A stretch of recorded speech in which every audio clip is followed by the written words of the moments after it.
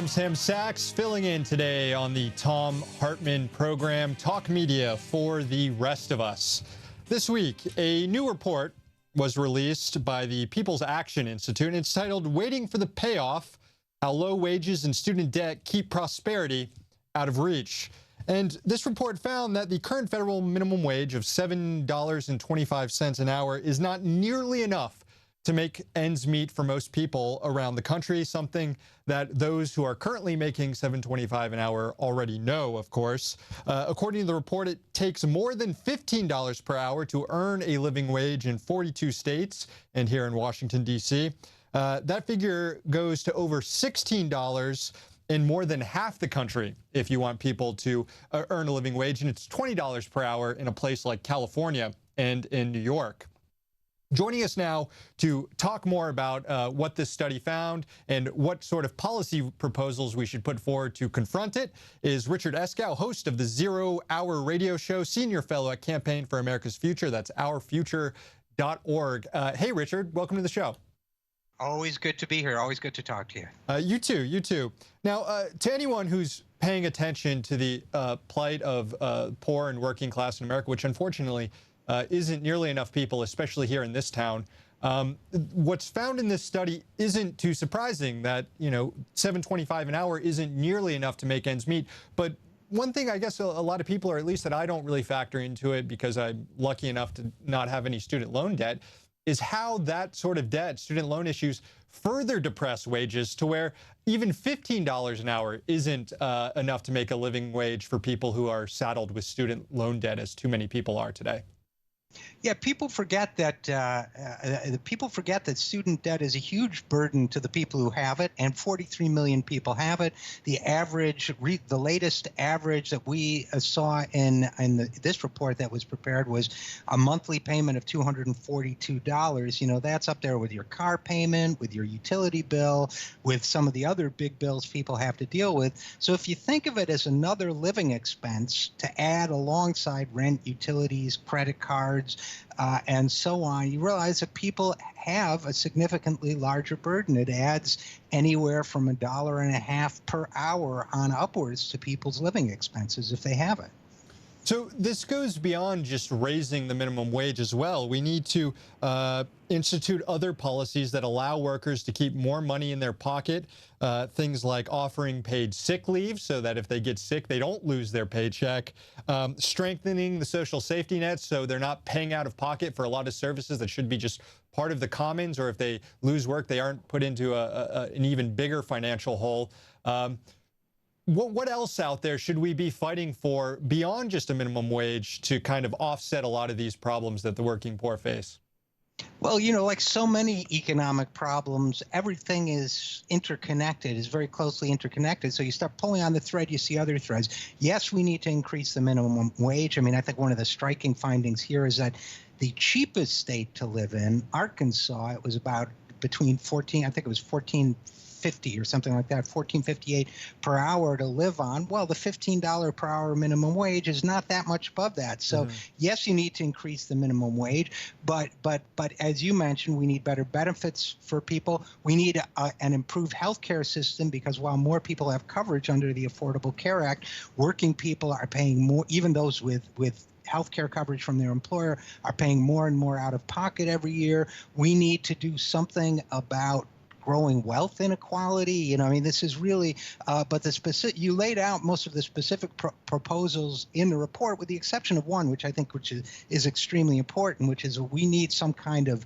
debt relief, debt forgiveness for people who are carrying what can be hundreds of thousands of dollars in student debt. And the average borrower graduating last year, it's about $30,000 per person. That's a huge burden for something that used to be available through state colleges and universities virtually for free. I'm old enough to remember that when I got a Regents scholarship in the state of New York, my family celebrated because we wouldn't have to pay tuition. That was going to save us $250 a year.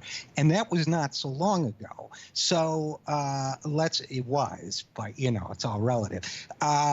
And so we really need to go back to a time when college was affordable, and we need to do something about the people that have been saddled with this debt. So I think both of those things are critical. Affordable higher education, meaning debt-free higher education, public higher education, and doing something about student loan forgiveness. Well, luckily, there's a lot of groups working, agitating on that issue, Strike Debt, the Debt Collective. But I'm glad you mentioned Arkansas, because every time there's a debate about raising the federal minimum wage, there's two attacks against it. One is that it will depress job creation, even though every study on this issue has shown that that doesn't happen. The other argument that comes out, and you even hear this from Democrats, you heard it from Hillary Clinton against Bernie Sanders during the primary, that a $15 an hour federal minimum wage would make sense in some states, maybe like New York and in California, where the cost of living is higher, but doesn't make sense and would be too much of a burden on states that have a lower cost of living, that for them maybe a $12 minimum wage would be sufficient. But as this report shows, as you just said, even in the poorest places of this, or the lowest standard of living, cost of living places, $15 an hour is just barely making ends meet. Yeah, and obviously you're going to get intrastate variations where upstate New York maybe is clearly going to be cheaper to live in than Manhattan, where nobody can go anymore, basically. And secondly, your point is very well taken. This is what people need to live in. Instead of framing the conversation in terms of what business can afford, why don't we frame the conversation in terms of how people can live, where what it takes to get them there. And right now, let's not forget that the U.S., the people of the United States of America, are subsidizing huge corporations like Walmart and so-called Yum Foods, which owns a lot of food chains, because they pay their workers so little that they need public help to get by. So let's start thinking about what does it take to pay people a living wage, to stop giving corporations welfare when people should be able to earn enough to make a decent living, and what else does it take, including some of the recommendations you mentioned in terms of whether it's sick leave, family leave, and so on. Let's get people, working people, a chance to survive again. That should be the goal. In terms of a lost job, well, there are ways to address that again. We also need a comprehensive jobs program. Our infrastructure needs $3.6 trillion worth of repair in the next 10 years. So let's not lose sight of the fact, like we say, this is a web, it's all connected together. But these are all things other countries have done, things we can do. How long can this issue go unaddressed? I'm assuming if we have a Republican Congress, and we might not, but if Republicans still at least control the House, I don't see a $15 an hour minimum wage getting passed, unless there's enormous pressure put on Congress, people in the streets and stuff. But if people are making half of what they need to survive, medical bills are going up, student loan debt going up, that creates a pretty restive population. And we've seen people find outlets in more radical politics, rightfully going for someone like Bernie Sanders, wrongfully going for someone like Donald Trump. Neither of those two men are going to be president. So where does the outlet go? How long can people put up with this? There's an old saying that rich people when rich people are opposed to increasing taxes on themselves, well, the tax rate at the end of a pitchfork is 100%.